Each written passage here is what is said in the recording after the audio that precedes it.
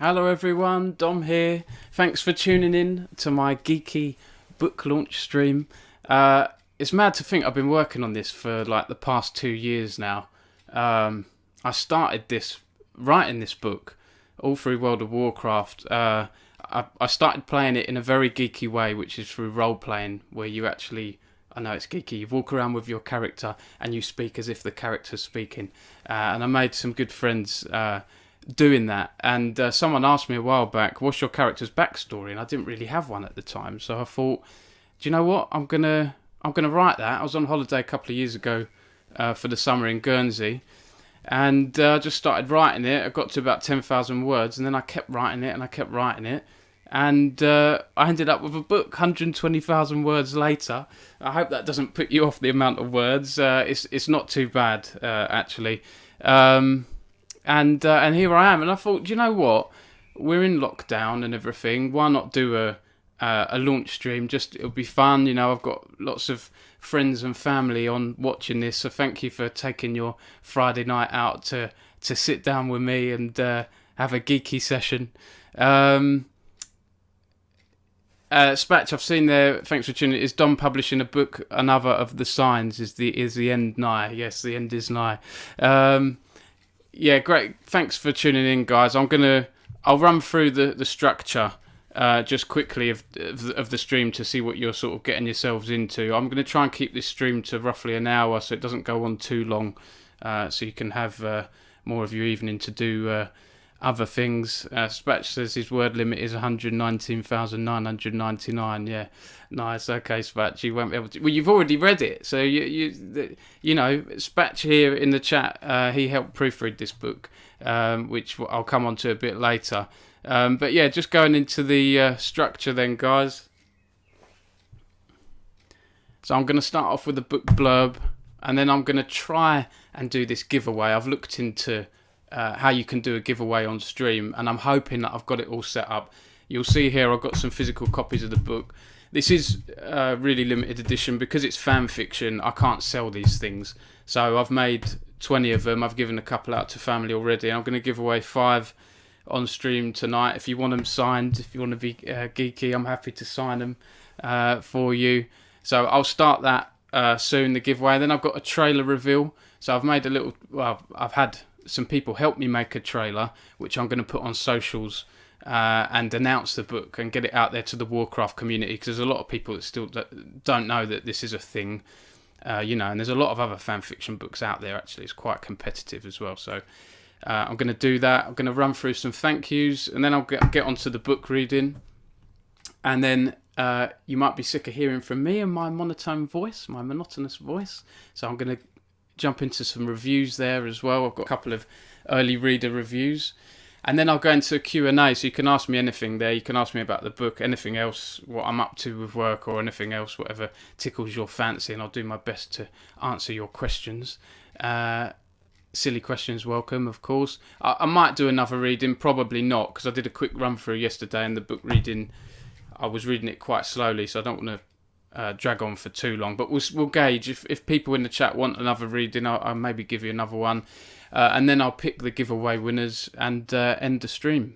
So yeah, I hope that's all good, and yeah, I can see you in the chat as well on stream, which is good. So, you know, feel free to ask questions as we go. I might not be able to answer them as we go. I might save them and then answer them at the end, but I'll start with the book blurb, because if you don't know about the book, it will give you a bit of an insight into the story. So, it's called Turning Red, The Chronicles of Phoenix Bloodheart. That's my character up there. I had that picture commissioned a while back, and it's been in here in my log cabin, sitting there. No one knows much about it. So I'm implying there might be more books in this series. It's fan fiction. I want to do other books as well. I want to do other original things. I've got a sci-fi idea that I'd like to write, which I can actually sell as well, if I own everything. You know, I mean, this book it's set in the Warcraft universe, which those of you who don't know, World of Warcraft, the Warcraft series is a popular series of video games or PC games, and but all the characters in it are kind of my creation. So although it is fan fiction, it kind of is, kind of isn't, because I'm not writing about other characters. You know, if you wrote about Harry Potter fan fiction, I'm not writing about Harry doing stuff. I'm writing about these characters that I've devised myself. So I'll go straight into the Rise of the Phoenix, the book blurb. Yeah, Rob said, is that all the blood he spilled in Arathi Basin? If you're a WoW fan, yes, I played a lot at uni, and I know there's a few of my old, very close uni friends watching this. There was that time I was around their house, and I was playing World of Warcraft multiplayer, and I left a pan on in the kitchen, and Greg, one of my mates, came running in saying, Dom, what the hell's going on? There's smoke in the kitchen. Have you left something on? I was like, oh shit, I had to run and put it out and everything. So that's how addictive the game was. I'm there with Resistance. I don't know what that username is, but they said, exciting stuff, Dom. Sorry, Excel are playing, so can't stay long. We wanted to come and support. Thank you. That might be Sue. Thanks, Sue. Yeah, this stream is clashing with a big UK League of Legends team playing, so apologies for that. And there's 30 people watching this. I thought I'd be lucky if I had 5 or 6, so thank you. I really appreciate it, guys. I'll read the blurb. Rise of a Phoenix. Born in the enchanted elven kingdom of Kel'Thalas, Phoenix is unlike other high elves. She has never had an affinity for magic. Raised by a prostitute, she quickly grows disillusioned by her mother's profession and drug use, making her an anxious, quiet child. For her life is grey and going nowhere. But when Phoenix inadvertently commits a crime and her mother goes missing, fate threatens to turn her life into a living nightmare. Homeless and alone, Phoenix gets caught up in a perilous gang war and is forced to adapt in order to survive. She takes a side, but is it the right one? Can her allies be trusted if they are keeping secrets from her? Can they turn this flawed, red-headed rogue into a formidable sword fighter and find her mother? Aside from the many trials that she will face on her journey, Phoenix must also do battle with the most dangerous and unstable entity she knows, her mind. I hope that's got you intrigued. If it hasn't, I'm sorry. If it has, I'm glad. Yes, there's good. There's people. I'm glad this chat is active as well, guys. Please feel free to talk amongst yourselves, silly stories about me. Take the mic. Do what you like as we go through this. So I've done the blurb. I'm going to try and start the giveaway now. Okay, so bear with me, guys, while I'm doing this. Let's go back to camera view. I am going to open up Streamlabs, which is a thing that lets me manage this stream, and they've got a giveaway in here, and I should have set it up nicely to allow you to enter really easily by typing a word into the chat. So fingers crossed that this works, and we'll see what happens. Okay, so I've started the giveaway. It says your giveaway has started. There's a stream delay. I've got my laptop in front here, so we'll see. Yeah, there we go. A raffle was started for viewers. Type exclamation mark red to enter. So Origami Becca, that's hi Becca, you're the first to enter, and I can see on the system here people are entering. So I've got 5 people entered so far. Becca, Lucy, AM. Hi Lucy, thank you for tuning in. Lucy is an author herself. Lucy, tell the chat about what you're doing as well. You've just had a publishing deal, which is fantastic. Congratulations, that is brilliant. That's very inspiring. Greg, Turpin, Tully, Craig, Adam Erskine, Spatch, Sally, Too Much Apple Pie, whoever that is, and Erkin86. Is that Adam Erskine? Have you got 2 accounts there entering twice? That's naughty if you are. Infected Crucifix. 2 of my old World of Warcraft guildmates. Thank you very much for tuning in. The Way It Is, who's one of our early readers. Thank you for reading the book as well. So we've got 13 people signing up to that. So you can enter that as we go throughout the stream. Just hit exclamation mark red. I think you can just enter once. Gingered, hey Dom, thank you for tuning in. Jack, I appreciate it because there's a League of Legends match going on at the moment. So, yeah. Oh, Mrs. Erskine is Beth. I'll let you off. You're 2 people. I hope you're doing well after getting married last year. Okay. Lost the video audio. Has anyone else lost it? Or is that just Rob? I'm hoping we haven't lost it. Nope, all good. Rob, you might want to refresh, mate. Close Twitch down and try it again. Right, so we've got the giveaway going. Now, I've got, just before I get into the book reading, I will get on there really soon. I'm going to do the trailer reveal for you. This is the first time this has been shown off. I've had this for ages.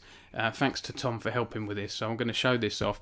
Lucy said she's got a fantasy book coming out in 2022. So a while off yet. And her Twitter is at Lucy A. McLaren, if you want to stay tuned. So please do. I will say the writing community has been really, really nice. It's one of the nicest communities I've been involved with, from the top, megastar authors down to the newbies like me. I'm not a newbie writer, but I'm a newbie creative writer. I haven't written a book before. It's the first time I've done it. So, and there are some shortcomings. I know people will be saying, stop talking yourself down, Dom. You've just written a book. But I'm a bit of a perfectionist. There's things to improve next time. Okay, Matt Porter, thank you for tuning in. Matt, from my League of Legends Clash team and a fellow journalist. Fantastic. I'm going to jump into the trailer now, guys.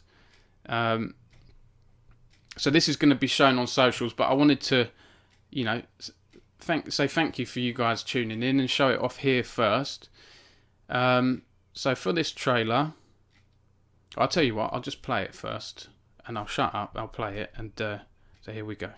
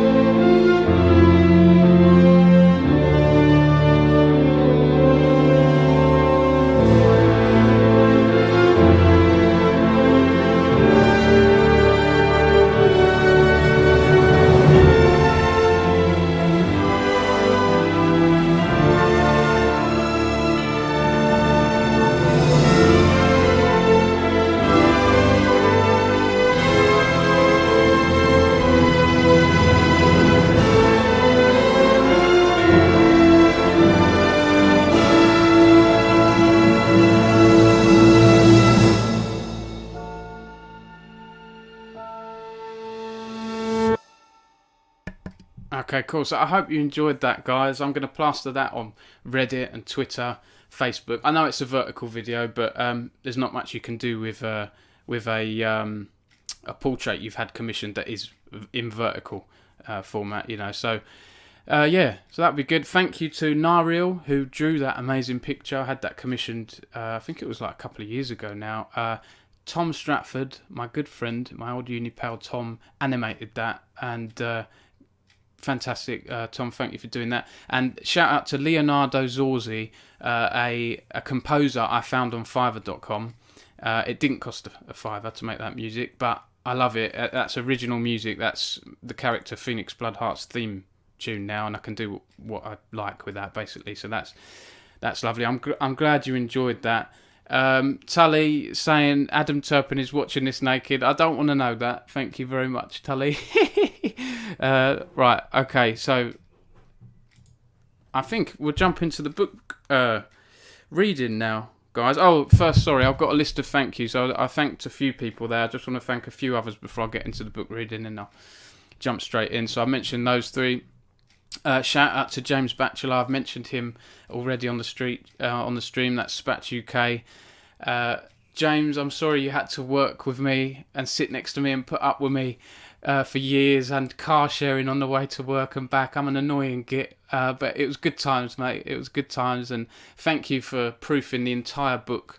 You really helped me sort a lot of things out, especially character perspectives. I didn't even know what that was before I started writing, so that helped me a lot in terms of tidying the book up.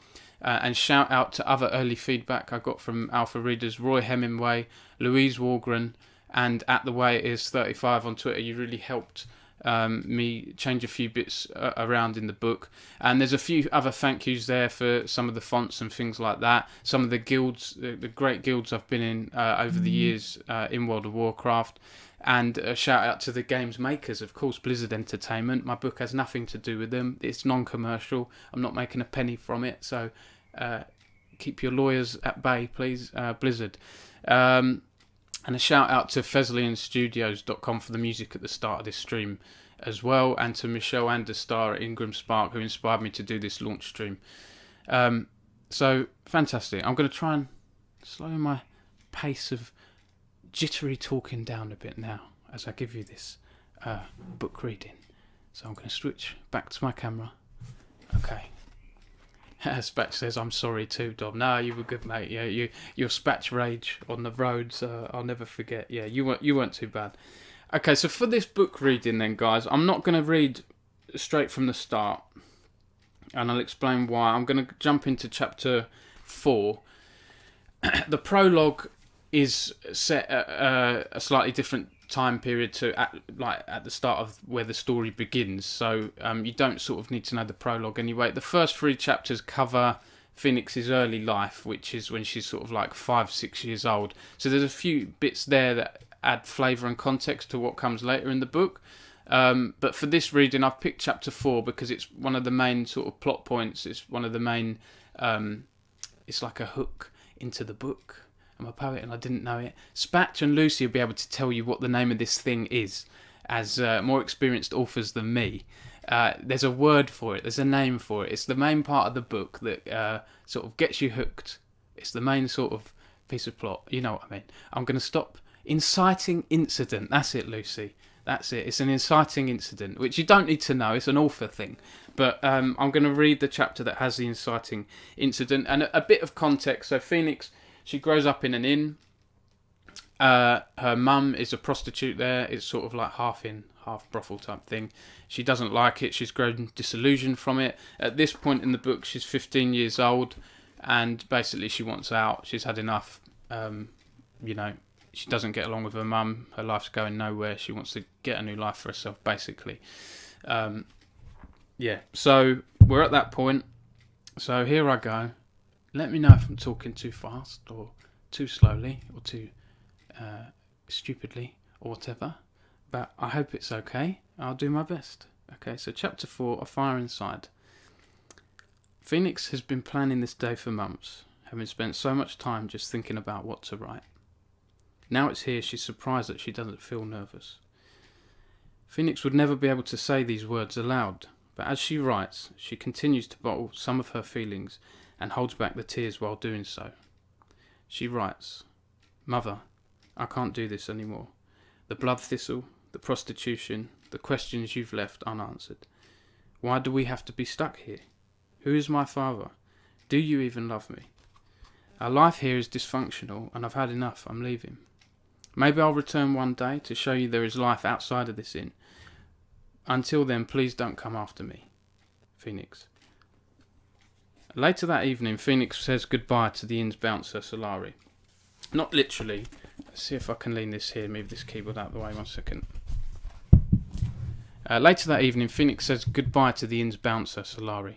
Not literally because she wants to leave without causing a fuss, but by telling him he's a good bouncer instead.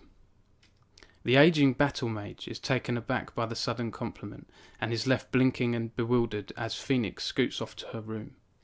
She packs her things, some clothes, food, water, gold and basic tools including a pocket knife and a rope, into a humble bag. And that evening she falls asleep sooner than usual, dozing through a mild commotion in the hall outside of her room.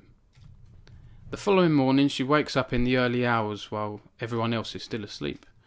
It's just past 5 a.m. and the world is still and dark. Phoenix wraps a grey cloak around her shirt and leaves the 4 walls of her minuscule room for the final time. She opens the door to Crim's room and tiptoes past the old, sleeping, snoring goblin and into the hallway beyond. The skinny teenage elf waits outside her mother's room for a long moment. She brings the envelope to her mouth and thinks about kissing it. But for what? Luck? Love? She decides against this and slides it hastily underneath the door instead. Phoenix turns to leave but hesitates. She thinks about scrapping the whole idea and staying at the inn. Her mind dips to and fro like a ship sailing through choppy waters. The thought of staying is eventually brushed aside, but part of her wants to say goodbye to her mother properly. She deserves that, doesn't she?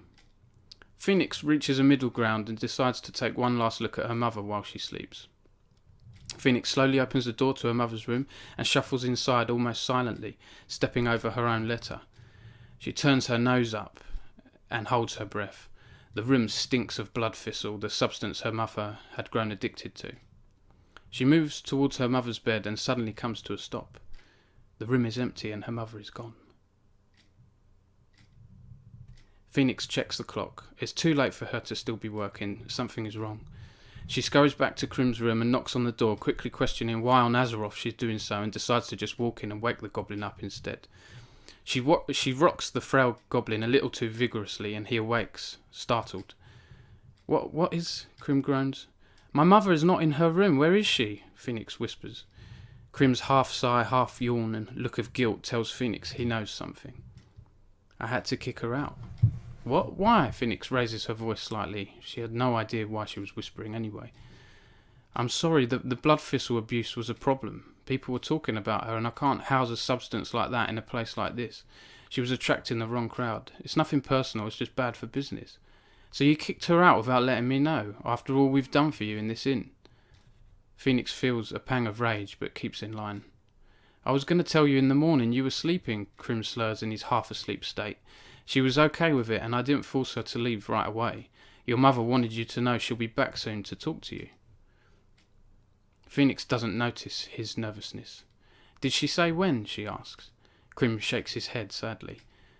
Of course this means there's a vacancy, he continues. People are talking, you know, you look like your mother and I'm getting more requests so maybe in the future you could... Don't you dare finish that sentence, she says. You keep your filthy money. Phoenix, surprised by her confidence, lets the rage bubble more this time but turns her head away in anger as she storms out of the room and the inn for good. Crim calls out for her but she doesn't turn back. As Phoenix opens the homely oak front door of the inn, a wave of feelings rush over her. Sadness for her mother's situation, anger over how things turned out, and dare she think it, excitement for what may lie ahead. Disappointment in herself and in her pitiful life. She closes the door and feels her eyes welling up. She frowns, fighting back the tears, and leans back against the bricks of the inn wall, looking up at the purple sky with a grimace. After taking a moment to regain her composure, Phoenix wipes away a tear and breathes deeply, the crisp early morning air filling her lungs. She can feel the warmth of the sunwell, and feeling a smidgen of calm, looks around Murder Row. The buildings and cobbled streets are encased by a dim hue, but not quite shadow, as the first signs of dawn emerge. To her left is the entrance to an alley. On her right there is a long concrete path leading out towards the central areas of Silvermoon. The city is sleeping, except for the solitary drunk with his back to the wall by a nearby alley, that is. Upon spotting the young elf, he mutters something inaudible at her. She realises her crying may have woken him up and feels a mild pang of guilt. You and me are alike now, she thinks to herself, homeless and probably going nowhere. She looks to her right and takes her first step to leave. The door to the inn creaks open behind her. Wait, Fee, Crim says wearily, I haven't told you the truth. Phoenix looks back at the little goblin shocked. Her mouth opens as she thinks of something to say, but he is the first to talk. I didn't fire your mother, Crim continues, pausing to lock eye contact with her. She was taken. Phoenix stares at Crim in disbelief, her mouth widening. What? Who? She stutters. He sighs and throws his hands above his head, not knowing where to start. They left this note, he says, handing it to her while avoiding eye contact.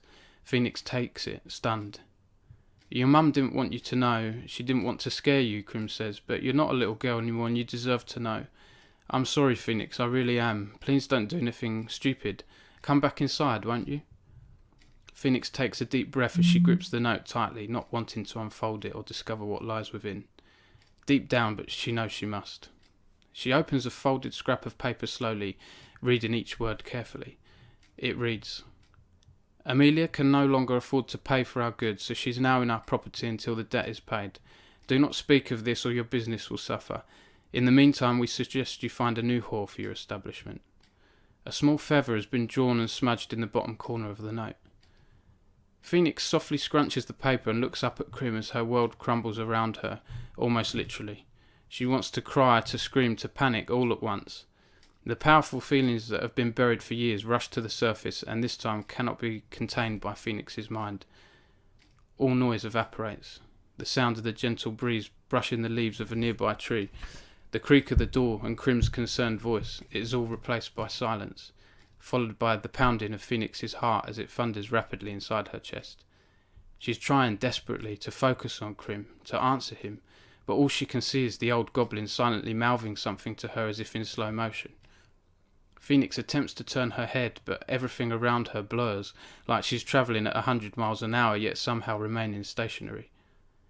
Crim's head blends with the swirling lines into the door, with the in wall, with the floor. The lights go out. The end. That's it. Phoenix life is over. That's it. Cheers for tuning in, guys. No. Pause there. You know, you get those little squiggly lines in a book that tell you there's a break. That's happened. Okay. Phoenix regains consciousness. The feeling of wind rushing in her ears, slowly replaced by hideous screaming as she comes round. She turns to the noise of the shrieking and sees the homeless elf recoiling away from her in horror, tripping over an empty bottle onto the ground. "Get away from me, please," he begs, glancing up at Phoenix and the floor beside her. She looks down to see Crim's lifeless body in a pool of blood and his face, or what's left of it, smashed into an unnatural mess. There is a hollow where his left eye and the bridge of his nose should be, bloody scratch marks on his forehead and cheeks, and most of his teeth are missing. His neck is purple and the expression on his motionless, utterly disfigured face is one of horror. Thick bloodstains are marked on the door of the inn and parts of the wall beside her.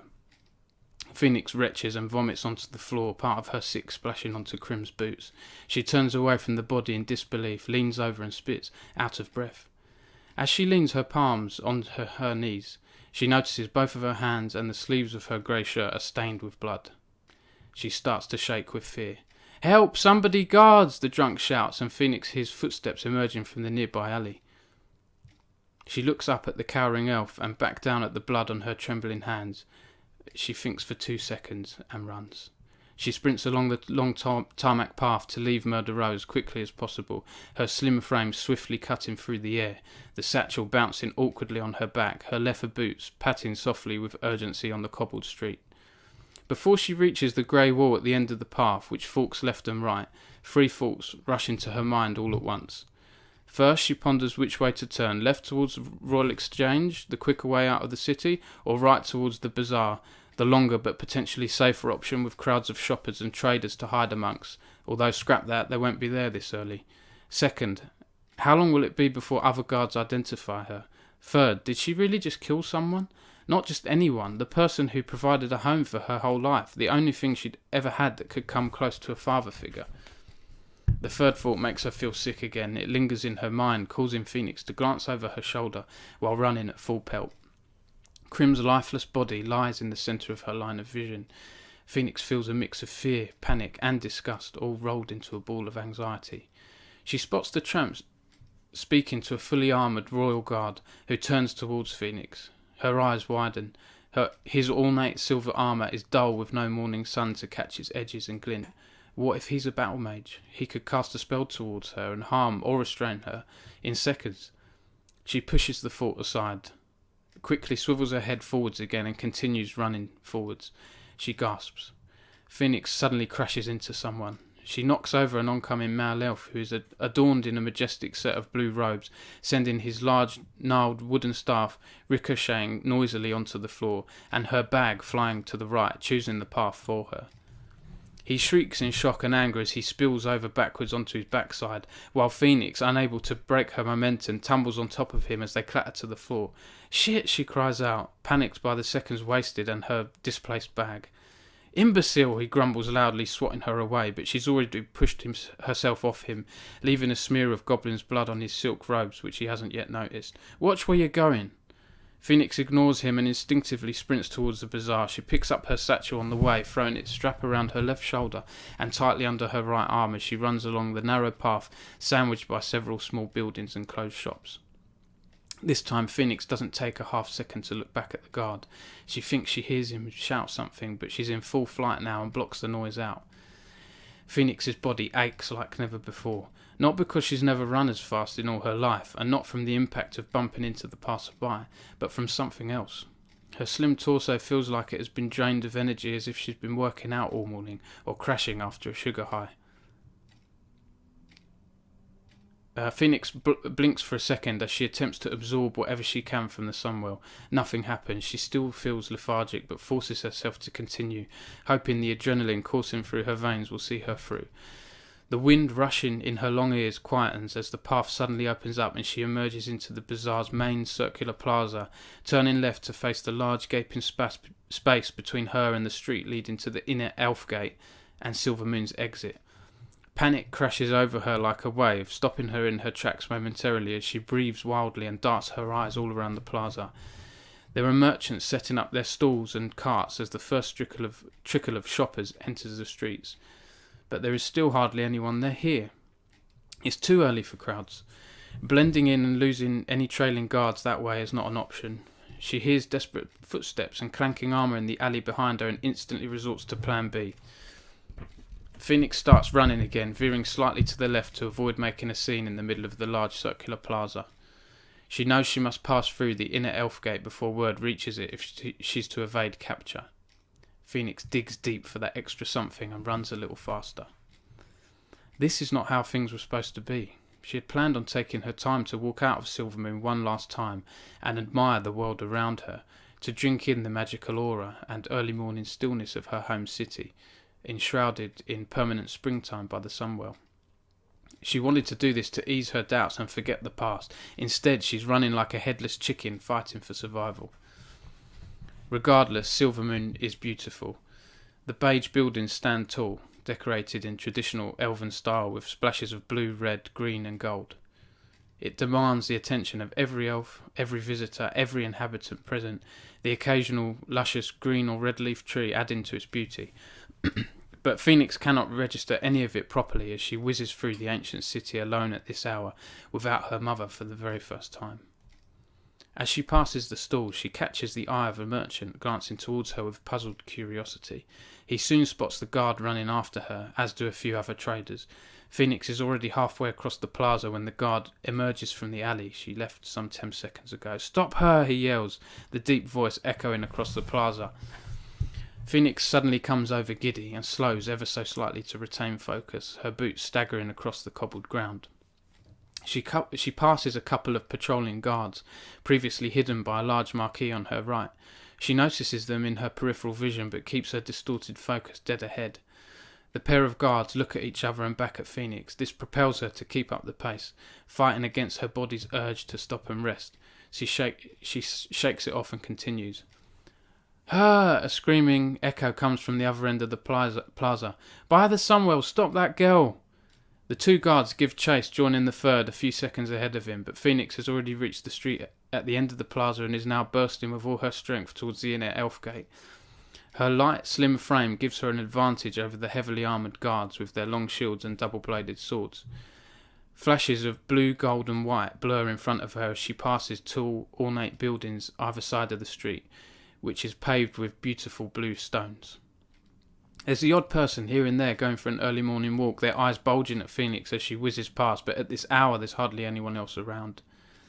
Phoenix's breathing is fast and erratic. She doesn't have time to admire some of the golden statues of elven legend, including Datharimar Sunstrider, who founded the kingdom of Kel'Thalas some 7,000 years ago. He fearlessly led his people across the seas through harsh blizzards in the mountains and fought off savage Amani trolls to make their home here. Now his statue merely watches as an unwitting murderer flees his people. Phoenix notices the statue and briefly wonders if she too will lead an interesting life, or if she's destined to rot in prison for a crime she didn't want to commit or doesn't even remember doing. Her head feels cloudy and she instead tries to concentrate on leaving Silvermoon City behind her. Her body is burning with effort, crying out for her to stop, but her mind wills her to keep going. At the end of the street there's a clearing, the buildings replaced by bushes and grass, as the city ends and Eversong Forest begins.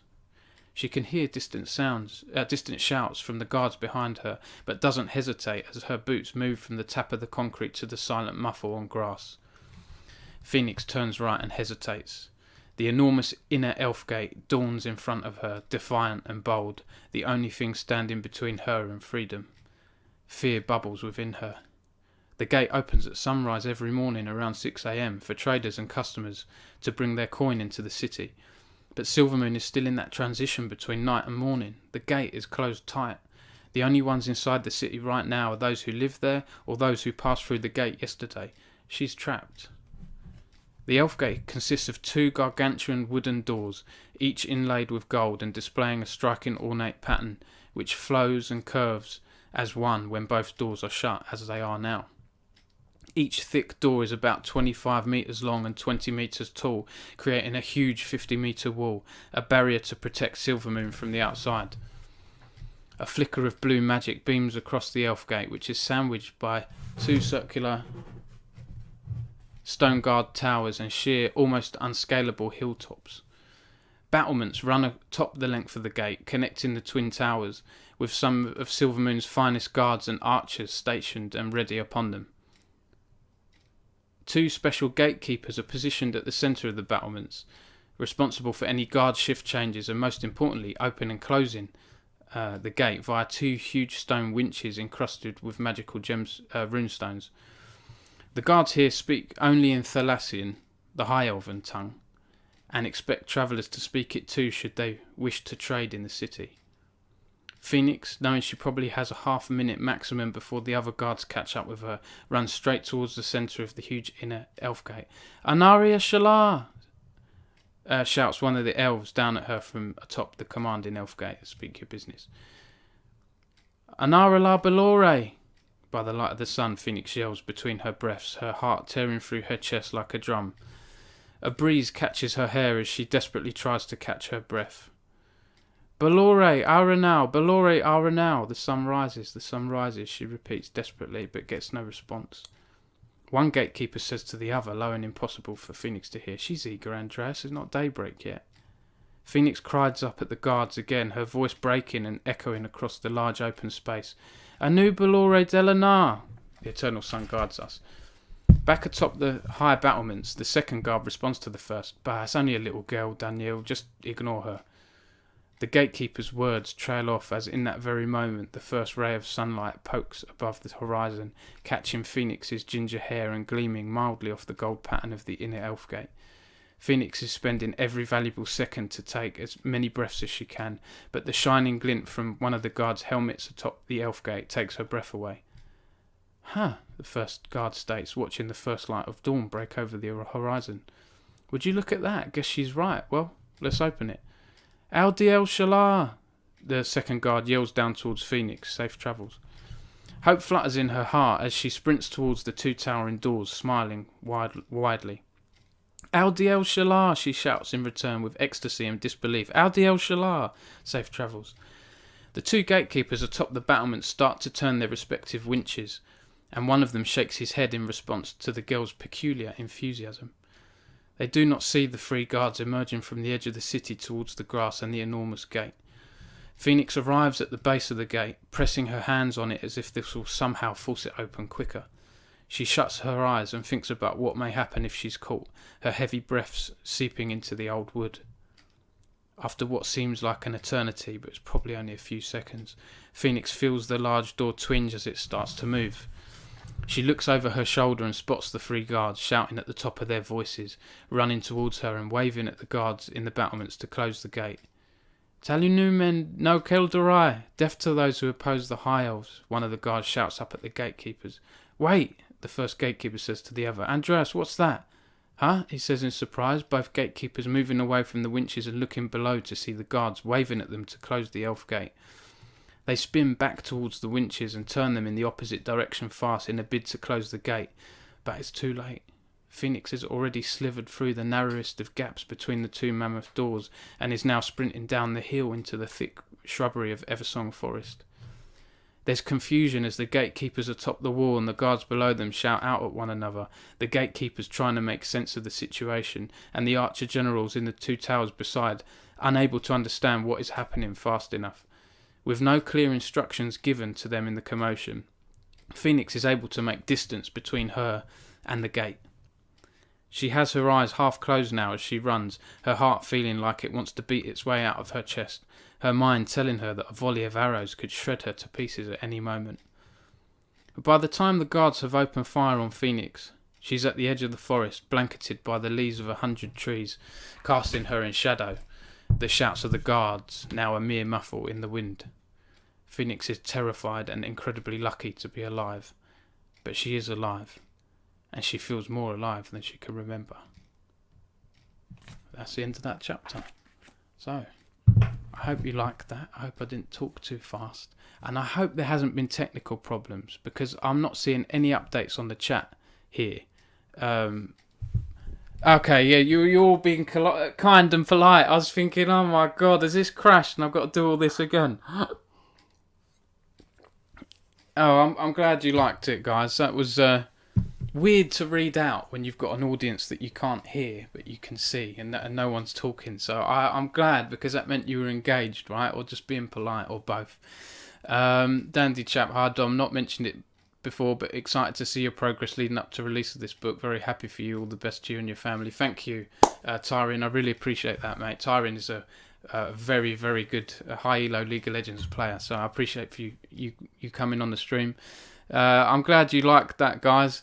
Lucy saying we were being polite. Yep. You should get yourself on Audible, mate. Rob, I'm not sure I've got a monotone voice, haven't I? I don't. This is why I stick to writing. I can interview people on stream for my esports work, but yeah, I'm maybe I need to get more confidence with it. Maybe that's what it is. Ad Erskine said, wow, we were really into it. Really good, Dom. I'm booked. Really good. Dom's right. Rob's right. Even good when read aloud. Looking forward to reading the full book. Well, it's out now, guys. I've put it live. I'm really pleased. I had help. I used a service, actually, because the formatting became a bit of a pain in the backside. I formatted the book myself, which I'm pleased with. Again, Spatch, thanks for your help with that. But to do an ebook, there's certain things you need to do. You need to add a contents page, and needs to be a bit more professional. So the ebook is out now on smashwords.com. You can see the link. It comes up in the chat every now and then if you scroll up. And if you go on my website, dominicsacco.com, click on the fantasy novel link at the top right, and then you can download it there. You can download it for Kindle, download it on your phone, tablet, whatever, and then you can change the fonts and things like that. So ebook is really good. But I've got these for people who've tuned in late. If you type in !red into the chat, you'll be entered into a draw for one of these, to win one of these. These are limited edition because I can't sell them for money. So I've bought these out of my own pocket, but I want to give 5 away. So !red in the chat if you want to enter the competition if you haven't done already. And I'll send those copies out to the winners over the next week or so. So how are we doing for time? Oh God, it's 5 to 10. Right, I'll try and whittle through the last few bits. Book reviews. I'm going to read some reviews now really quickly. Because there's one thing me waffling on about the book, but having other people's opinion will help you as well. And the way it is, 35 on Twitter, who's a World of Warcraft fan, we've been following each other on Twitter for a while now, and they offered to read my book early and showed a lot of interest in my book when no one else really knew about it, so I really appreciate that. They said Turning Red is a fantastic adventure with many surprises. It kept me wondering what was going to happen next. I found Phoenix Dreamfoil, and that is her name at the start of the book, to be a very relatable character, and I would love to see more of her. Tally said, engrossing, mate, can you read me the next chapter tomorrow if I call you in bed? Yeah, I can. Yeah, do it. Oh, David, XL lost. That's a shame. Sorry to hear that. And then this review from James Batchelor, who I'm going to thank again, James, because he proofed the whole book, gave a lot of advice, grammar, a second perspective, real experience from someone who's written several books. go check out James's website. I think it's jamesbatchelor.me, because he wrote a great urban fantasy novella earlier this year called Wandless, which is about a sort of witch. It's modern day, and they have sort of like witch internment camps and things like that. They're all kept under control, and it's about this witch who escapes. It's very interesting. So James has said, Turning Red offers more depth than your typical fanfic. Phoenix is a compelling protagonist whose seemingly uncontrollable anger issues ramp up the tension throughout the book, and her transformation over the course of her adventure makes her more and more likeable as the story goes on. There's an engaging cast of characters around her who show off strong and lovable personalities within just a few lines of dialogue. Perhaps the best aspect of this story is how character-driven the plot is. Rather than spinning an epic story of world-saving heroes, prophecies and chosen ones, this has a smaller scope but high personal stakes. It's also very accessible for anyone who hasn't played World of Warcraft and is unfamiliar with the specifics of the lore and the locations. It's a long read but well-paced and leaves you wanting more. Worth a try for any fantasy fan. So thanks a lot to James and The Way It Is for that. It is quite long. This book is 500 words, but the font size is a bit big. I mucked up a little bit there. This is size 11 font. You would have thought this would be like a lot smaller than that. I think for my next book I'll go for like size 9 font or something. So although it sounds a lot at 500 pages, you could probably get through it quite quickly. It's probably like 200 to 300 pages if it was much smaller font. So that's the book reading, guys, and that's the reviews. I'm going to do a Q&A now. So you want to ask me anything at all? It makes sense to ask about the books, but you can ask me anything, and I'm happy to answer. I've spoken about why I wrote the book. You know, it was my World of Warcraft character. And I will say now that, for anyone that doesn't know, I've got 3 children, a 3-year-old toddler and 2 6-month-old twins that have made life difficult, but lovely at the same time. But it means I have less free time to do stuff. Now the twins have got to 6 months old, getting into more of a routine.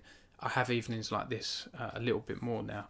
And so I would like to play World of Warcraft again and play role-playing. There's a great guild I found on the Argent Dawn server in EU, so shout out to the family, because they made me feel very welcome with a few sort of open events they did. So it may be that I get back into role playing and actually play my character as she is in more sort of like modern day in the game kind of thing. So that's annoying. Spatch's website isn't working. That was working the other day, because I tried it the other day. That must have literally just mucked up. But I'll put links out another time. You can follow him. Lucy, thanks for asking the first question. You've asked, what was your favourite part about writing the book, i.e. characters, plot, being set within a world you already knew and loved? That's a really good question. I think my favourite part of the book, that's really tough. I think, my least favourite part was when I got halfway through and I was struggling. I had a bit of a writer's block. I think finishing it, because I had in my mind a loose idea of the structure, you know, the narration, the order, the chapters. I had a loose idea, but my writing style, as I write a chapter, I'm very much I get in the zone, and I tend to go off on tangents, and then I dig myself into holes, and then I'm 10 chapters in, I'm like, how the hell am I going to tie this all up? I've got loads of loose ends now. So that was a challenge. So what I loved, I had the idea of what would happen at the end of the book quite early on, and I think I built up to that a bit too much. And I will say it is quite a long book, but if you can get to the final third, like James said to me in private feedback to me before I published the book, it gets really good towards the end. Like your writing gets better as well, because this is the first book I've ever written. So the first 10 chapters or so, yeah, you can tell it is amateurish, but as I go on, the final third, I really loved writing that, and the conclusion and the twists. And I put some twists in there that Spatch didn't guess, which I'm really happy with, because these days, if I watch a film or read a book or a TV show, I'm very good at guessing twists. I say to my wife, he's the villain, that's going to happen. And, you know, I'm not blowing my own trumpet, but 7-8 times out of 10 it happens. I'm like, there you go. So I've got a mind for a writer and for creative stories and things like that. I don't want to miss some of these questions. Let me just scroll back up here. Right, so that's Lucy's question. 1 second. And if I've missed any before that, please ask them again. 1 second. Right, okay. You getting any classic in with 3 children? Rob, not anymore, no. I miss WoW Classic. Oh gosh, I'm struggling to keep up with the questions here. 1 second, because I've only got limited space on my stream, so I'm having to use my laptop to scroll back up. Becca has said, how did you find writing such a different style and genre to your usual journalistic work? I enjoyed it a lot, Becca, because it was a break for me from writing news stories and interviews and info. You know, sort of, you were informing people more, aren't you? Whereas creative writing, you were entertaining them a bit more. For me, it was a lovely release from that. And originally, I wrote it anonymously. I was going to keep this whole character and everything as the thing I do in my spare time and keep it completely separate from my personal life and my work life. But as time gone on, I realised I want to publish the book. I want to get my name out there and just have fun with it. So it was different, and I've learnt a lot. You know, James Spatch noticed this as well when he proofed the book. He was like, "You're using techniques here, Dom, that are used in journalism," because he's a journalist as well, a games industry doc is, and we worked together for a few years. That doesn't work always in creative writing, so I had to relearn some parts of writing. I was never happy with my own creative writing. It wasn't until when was it now, that I started playing World of Warcraft and started role playing, because when you play World of Warcraft, you type /me did this and the other, and then what that does is it makes your character say Phoenix places the glass on the table, right? And I did that so much over a few years, I was like, this is like a book, really. It's like an interactive book, and that's what gave me the confidence. So shout out to the guild I was in at the time, Vilethorn and the Rookery, who really gave me a lot of confidence to grow this character, and I'll never sort of forget that. I'll always appreciate that, absolutely. Right, let's just scroll back up here. 1 second. Infected Crucifix, they asked, what made you start writing fiction? That was it, what I just said there. Yeah, it was World of Warcraft. It was because I was role-playing and making my character do things. I was lucky enough to be in a guild of like very, very cool and creative people that had likewise like very cool characters, and they embraced, like, welcomed me with open arms and encouraged my character to really like come out, and it was through that encouragement that I got into it. It was through World of Warcraft really that I got into creative writing. So it's mad to think we were in that guild all those years ago doing Molten Core and things like that. And back then I would have laughed at role playing in World of Warcraft. Oh, what? That's a geek thing to do. What the hell is all that? Whereas now it breathed new life into the game for me. It's actually, role playing is the way I like to play World of Warcraft now. I think it's really good. And if you guys haven't done it, I really encourage you to give it a go. Thanks for that question, of course. Okay, what else do we have here? How many puns can we expect to find in there? It's a good question. I don't know, I don't think I've put puns in there, unless you'll see later on there's some cool characters and things that I introduced that have a good sense of humour, so there may be a couple of puns in there. What was I going to say? I was going to say something. I was going to say something else. I can't think of it now. But there's not tons of puns in there. But yeah, you'd expect there to be lots. Maybe I should write a joke book in the future, or a silly book. Okay, who else have we got here? Spatch has asked, any other games you would want to write fan fiction for? That's a good question, Spatch. I thought about League of Legends, and Riot UK, the developer of League of Legends, they did a writing competition a while back, which was like, write 1,200 words, a very, very short story set in the world of, there were some new in-game character skins they released, write some fiction. And I thought about it, I just didn't have the time. I saw it too late and the deadline was in 2 or 3 days. I didn't have time. Possibly League of Legends, but it's not quite. League of Legends, if they make it into an MMO and you can actually walk around the world and get the atmosphere in, fair enough. But at the moment, League of Legends is just 5v5, on a map. It's hard to get that lore in. I have read up on some of the lore of League of Legends, and there's a book I'd like to get to read more about it. But maybe League of Legends. I did think of one the other day, actually. I can't remember what it was now. I don't know. It wasn't Zelda or Final Fantasy. It was something else. Horizon I've been playing on the PS4. Horizon Zero Dawn. I think that's quite a cool world. But for now, I'll probably stick to Warcraft, if I'm being honest, Spatch, and maybe do a sequel to this book. I've got some ideas for that as well. Yeah, Lucy said it does feel good right in the end, doesn't it? Yeah, it really does. Yeah, absolutely. It's a very rewarding feeling. Craig van der Super, who's a great helper, writer for my site, Esports News UK. I appreciate your help over the years, Craig, has said, what beginner tips... oh God, I wish I could stop the Twitch chat from scrolling. What beginner tips do you have for people like me who want to start writing novels? Just write, mate. Just write. Do it. Muck about. Do it in your spare time. I tried creative writing, like my own novel. I remember when I was about 14 or 15, I wrote a page, and I thought it was good as I was writing it. And as I've read it back, I was disgusted. I hated it. I threw it away, and I was like, I can't be a writer. I'm not doing that. Of course, when you're a teenager, you don't realise how naive you are back then.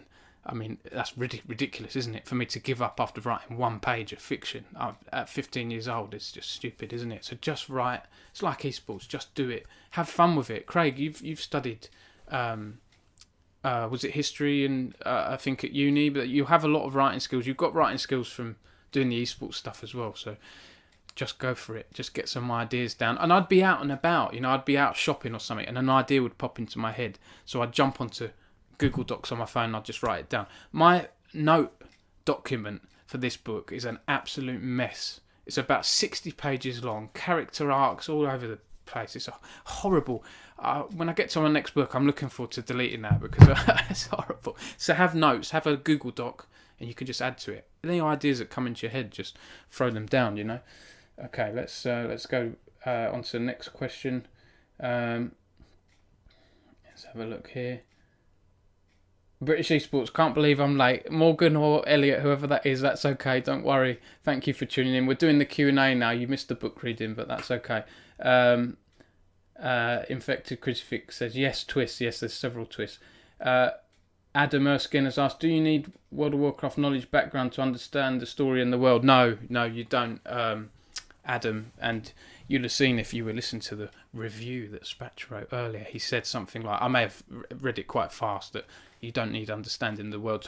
There was a few bits in there you might have thought, what the hell is that? The Sunwell. She's trying to tap into the Sunwell. You'll see that's explained in the first few chapters. The Sunwell is like a font of magical energy that a lot of the high elves get their power from, and their strength and their vigour and all that stuff. So you might have been confused by that, but I explain it all quite easily.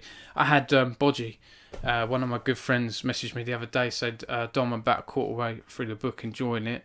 It's really easy to read and follow. So that was a compliment to me. And for him to get through a quarter of the book, it's pleased me a lot, because I thought the book's quite slow to start and it gets better towards the end. So yeah, hope that helps.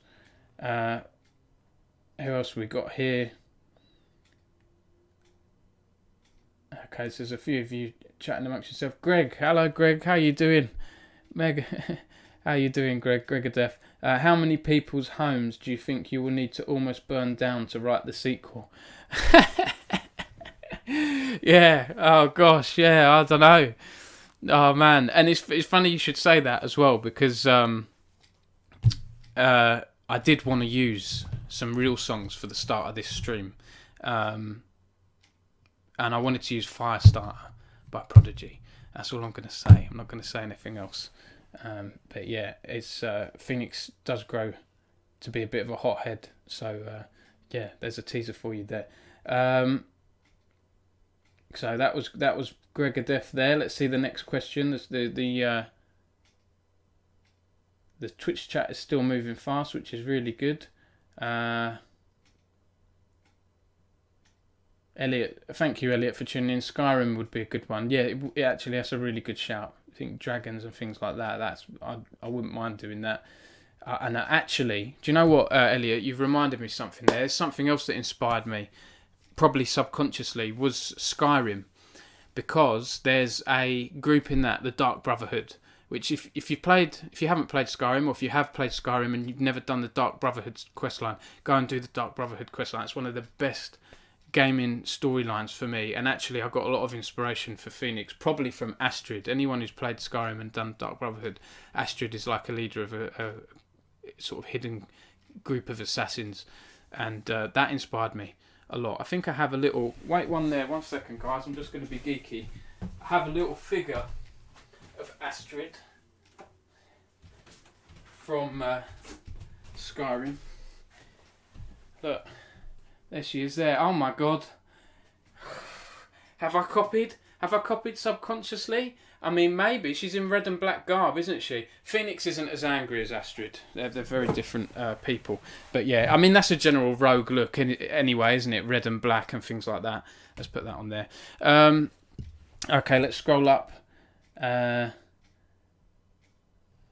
Okay. Yeah, Horizon is amazing. And guys, Horizon, the new game was announced yesterday. Check out the PS5 stream announcement. The new Horizon game looks really, really good. I can't wait to play that. David Geek Mandem has said, I'd like you to write a Teemo fanfic. Teemo, for those who don't know, is one of the annoying little gits of a character in League of Legends.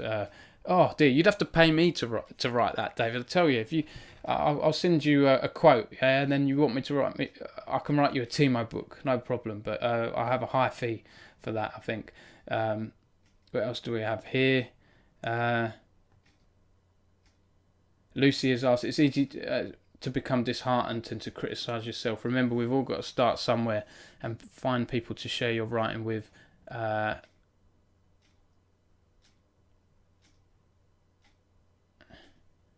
can't keep up with this bloody chat. 1 second.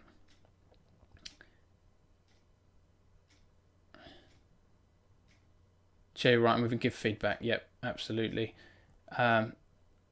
Infected Crucifix need to go. No problem. Sorry if I missed your comment.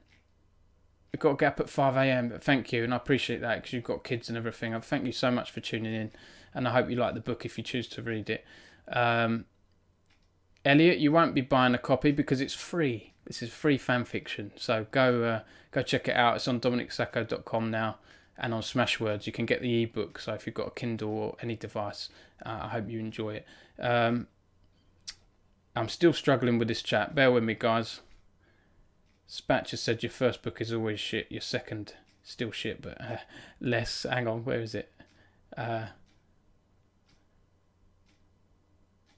Okay, he's talking to Lucy there. Yeah, that's fine. I'm hoping I haven't missed any questions here because I'm just keeping up with the chat here, guys.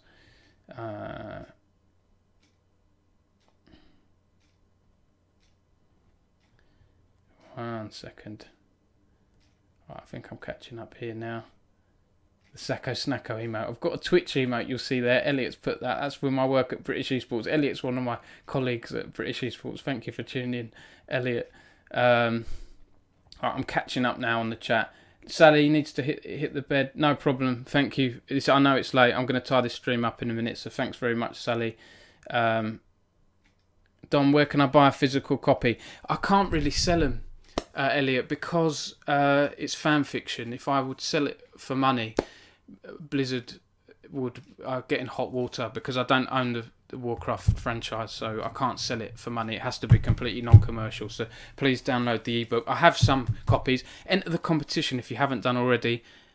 Red. Type that in the chat and you'll be added into the raffle. I'm going to choose the winners in a second, guys. I'm just doing the last few questions. So if you last few questions, guys, and I'm going to cut it off in a couple of minutes because I know people have got to go to bed and things like that.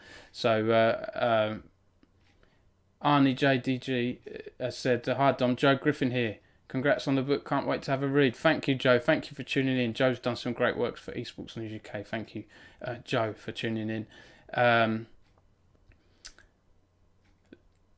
Lucy, with writing, do you tend to plan out the plot or are you more of a panster? I don't know what panster is. Yeah, I plan out the plot loosely and then I go off on tangents, like I said earlier, and then I desperately try and tie things together. But yeah, I've put a lot of subplots in. I'm quite pleased with how I did for my first book, definitely. Okay.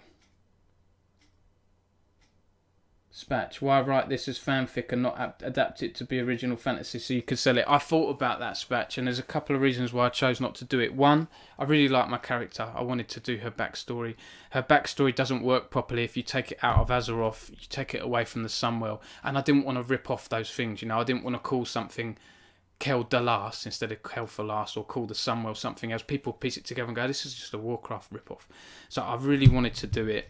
And also, because it's Warcraft, by putting it on fanfic sites, people are going to search for the World of Warcraft category, and I'm hopefully get some eyeballs there, you know, get people to know who I am, because I've written about a big popular franchise, you know. So those were the main reasons, Patch. But I'd love to do an original book next time. Tom Stratford, thank you, Tom, for tuning in. Tom is the guy that animated the trailer earlier. Made it in time for the book reading. How long ago did you start writing this book? 2 years ago, Tom. Where are we now? June the 12th. It's 2 years ago on holiday. I started writing it in Guernsey. I wrote 10,000 words here, 10,000 words there. And then over time, it's taken me, just because of the kids and the busy life, my job, and the news website I run in my spare time, it's taken a while. So, yeah, right. I'll end the questions there then, guys. Thank you so much for the questions. I'm going to pick a winner now. So I'm going to pick the 5 winners. So if you haven't entered to get a signed copy of this book, please type in !read into the chat. Yes, it was Guernsey Rob when I was on holiday. That's it. Okay, here we go. Yeah, we're going to pick the winners and we'll end the stream, guys. So we're not long to go now. So I hope this works. We've had 19 people enter the competition, and we've got 27 in the chat. So if you don't want a copy of the book, that's fine, but I'm happy to send anywhere around the world and so on. So if you haven't entered the competition, last chance now, type !read into the chat, and final call, !read. I think you've all entered, haven't you? Yeah, hit !read to enter. I won't do it. I'll do it with a space so you can actually see what it's like that, okay? No, it's no /roll. Nice one. Oh, God, I've received a ticket. Well, if I draw my own name out, obviously, I just pick another winner. Right, okay, so I've 19 people enter here. So, closing entries now. 3, 2, 1. Okay, so I'm going to pick a winner. The first winner.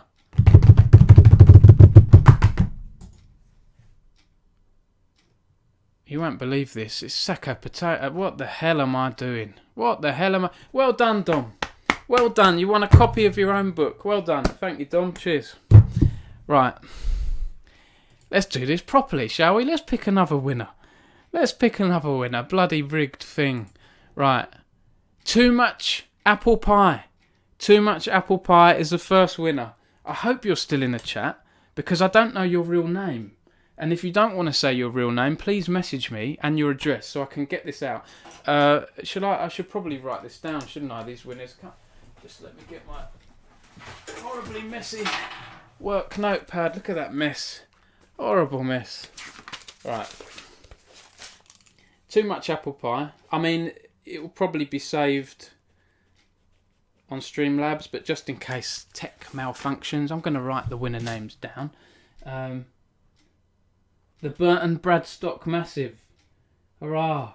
Okay, well, DM me your after this, just DM me and make sure I get your address and everything, and I can post it out to you. Thank you for entering. Right, the next winner.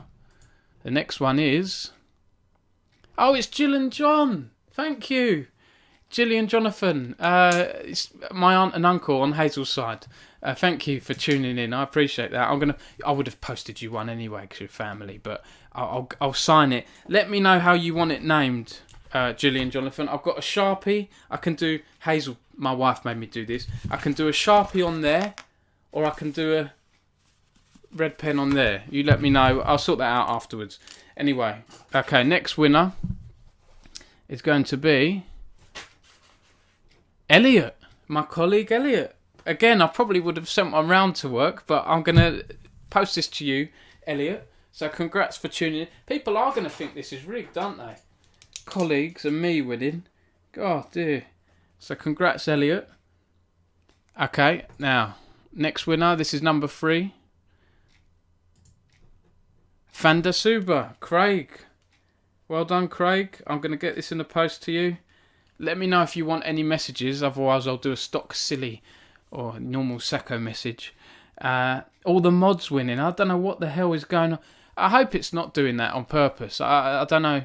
Oh, no, it's not just all the mods, because too much apple pie isn't a mod, David. So stop trying to incite anger in the stream. I'm joking. Is this cheating? Yes, possibly.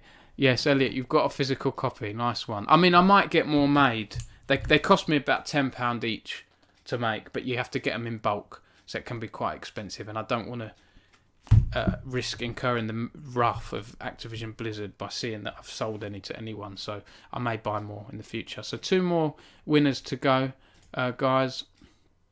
I've removed myself as a winner due to inactivity. No, Elliot, don't worry, honestly, it's all sorted. It's all good, mate. Thank you for offering that, though. Right, so next 2 winners. Next one is Lucy. Lucy, a fellow author. Thank you for tuning in, Lucy. I really appreciate it, and I hope the stream has given you some inspiration or ideas for when you're at a much more professional level to me. But I like these streams, and I think if you're a popular, successful author, these streams would be very popular. I'm sure people want to tune into a stream if George R.R. Martin or whoever did a stream. You're going to get tons and tons of viewers, aren't you? So I'm delighted I've had around 30 on this stream today, so thank you. Okay, so the last winner, guys, I'm going to draw it here. Greg Rowe, my former housemate. I say former housemate. We didn't live together, but we might as well have done. I came around your house so much. Congrats, Greg. And I hope Nat will enjoy this as well if she decides to read it. Because I know, from what I remember, Nat likes reading books and things. I may be wrong. But congrats, Greg. Woo. That's great. So that's the 5 I've picked, guys. But honestly, I'm going to have, after this, I've given one to my parents. I've got one indoors. I'll probably give a couple out to family. There's these 5 that have gone out. So there's probably 8 or 9 left. So just message me if you really want a copy. I want to get them out to people if I can. But the giveaway was a fun thing for people to, tune into the stream and get something posted out to them.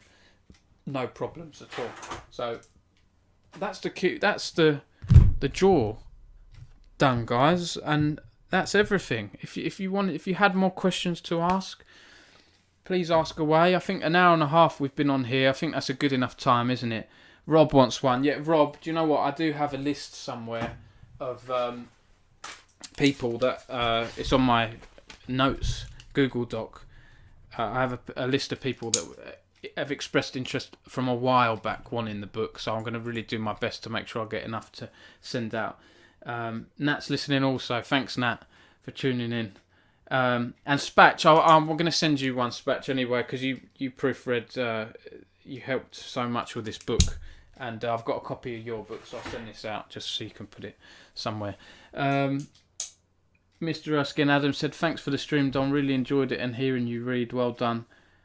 Erkin86, how do I go about getting one? Where do I send the check? No, please don't pay me anything, because then I'll get into trouble potentially with the owners of World of Warcraft. So I'll just add your name to a list, Beth, and just see what I can do. Because it might be after these 20 go, I might just order another batch of 10 or 20 anyway and just send them out.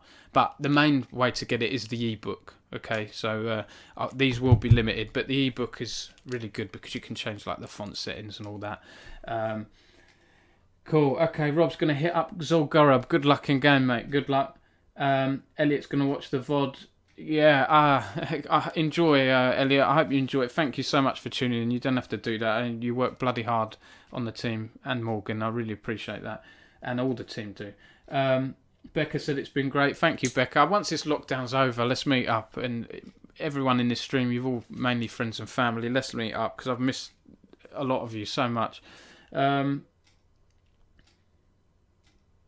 The way it is, please add me to the list. Yeah, you read an early copy, the way it is. So I really appreciate your help, helping me make the book better and improving it and everything like that. So I will do my best to get you a copy.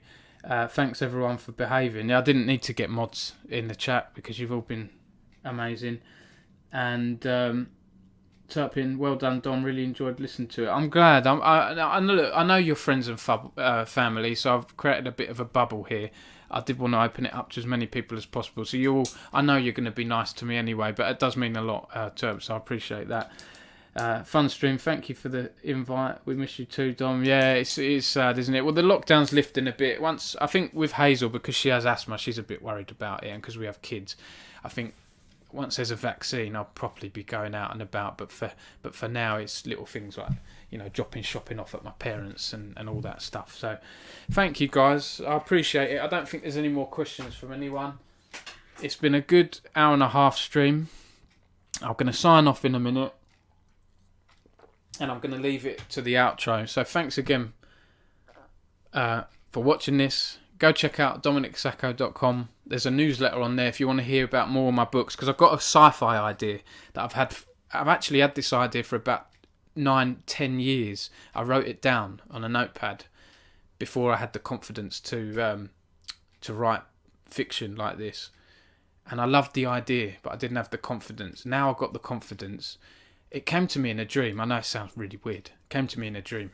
And I thought, that's a pretty good idea for a book. It's sort of like a sci-fi thing. So maybe when I get the time over the next few years, I'd like to write a sequel to this and explore this sci-fi idea a bit more. So thanks, guys, for tuning in. Love to you all. Stay safe. Hope you're all well. And look after yourselves. Thanks again for tuning in. And Sacco signing out.